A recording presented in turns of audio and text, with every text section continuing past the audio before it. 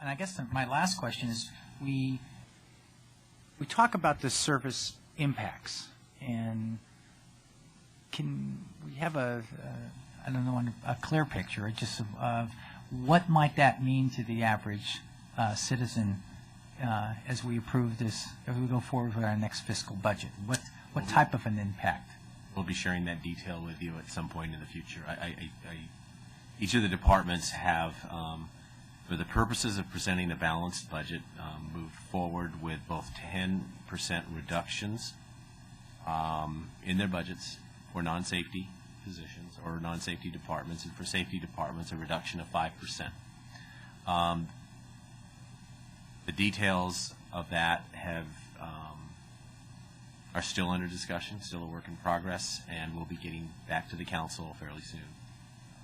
I appreciate that, because I think some people really don't, they expect these service levels to be maintained, and I hear from the emails and from when people stop me at the grocery store, when I actually go to the grocery store, that they expect that their life is not going to be changed, and the impact is going to be invisible, because somehow we'll just make these cuts and it's not going to impact. And I'm not too optimistic about that, because I think that we've done a beautiful job of providing services on a shoestring, and rarely do I hear people say that's a wonderful job. We do 20 things, 19 of them are beautiful, and we never hear that's a good job, but we do one thing bad and we'll hear about it.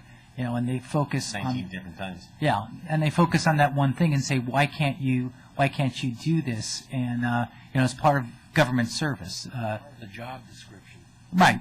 But it's just when you have a difficult time and you've already been a lean and mean city, as cities go throughout the state, and I'm not saying that people should call up and be thankful, but now it's really going to.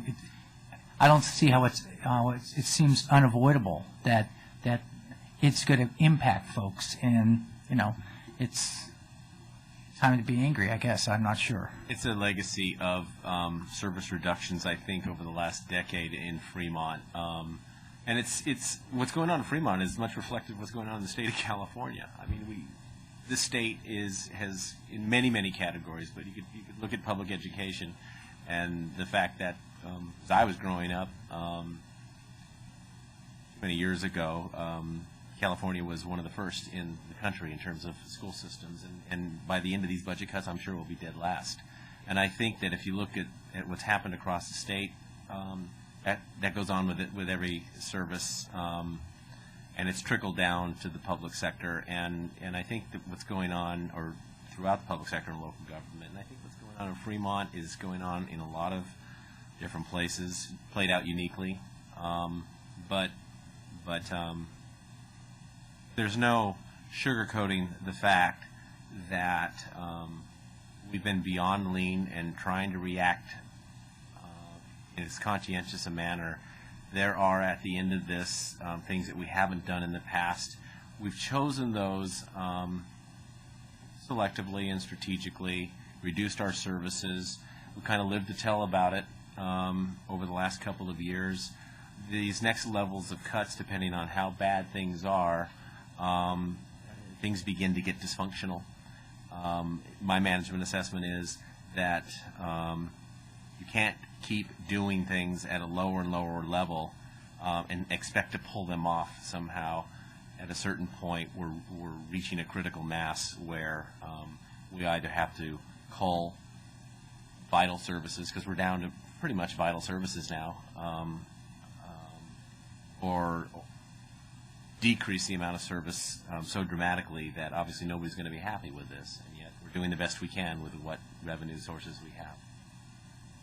Well, I look forward to the May discussions, and perhaps that we, as a council, might want to seriously consider some local revenue measures to ask the people once again. People are voicing lots of opinions these days about wanting to be heard, and we've asked twice for people, for local revenue, something that we can control, something we can put into our local services that provide service, and it's not it's either we make cuts and we make continued cuts, or we ask people to pay for the type of service that they expect out of their city. And it's not, well, it's not a happy time. So, you know, if we ask people to pay more, it might be a difficult thing to do, but it just seems that we don't want to get down to that dangerous level where, you know, the next council is going to say, oh my God, what's left here in this city?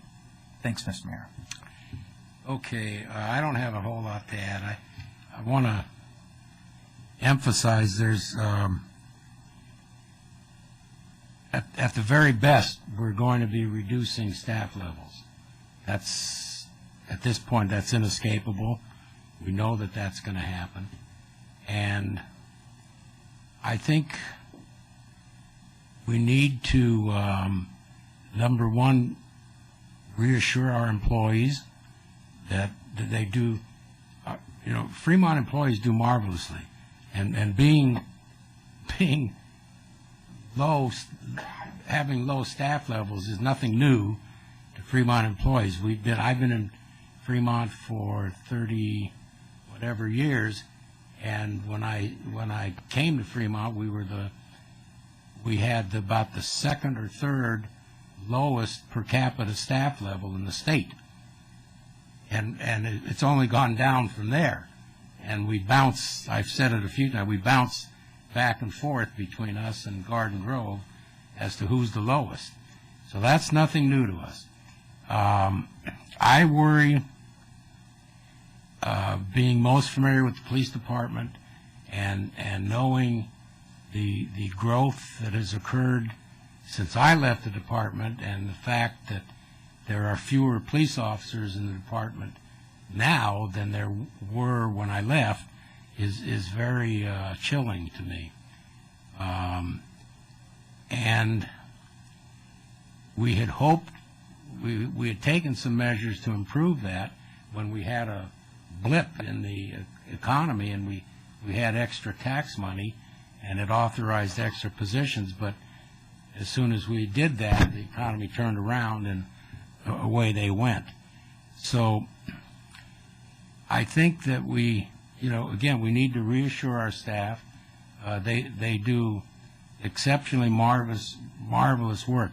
And of course, we get the complaints if something, you know, if they're not able to do something, then we get the complaints. And I think we, as a body, need to be understanding of the difficulties that the staff has in getting everything done. And we need to keep trying.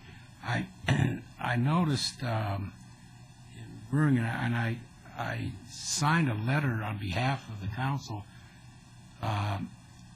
to Senator Boxer requesting that we concentrate or put some concentration on the effort to funnel monies through the CDBG program to the cities, because that's money that we can do something with.